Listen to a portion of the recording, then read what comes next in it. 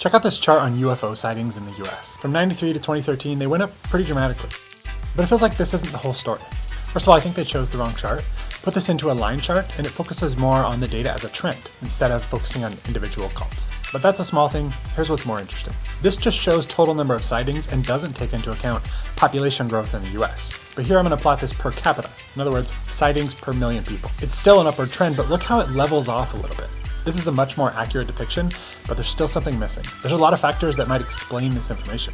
For example, what about internet adoption in the US? If I plot these on the same chart, sightings per capita and internet adoption, they have a very similar trend. And you can see this even more clearly if you put this in a scatter plot, where you've got sightings per million people against internet adoption. Almost a perfect positive correlation. Now, obviously, correlation doesn't mean causation, so there could be a lot of other factors here. But the important takeaway is this. Sometimes the data all by itself doesn't tell a compelling story.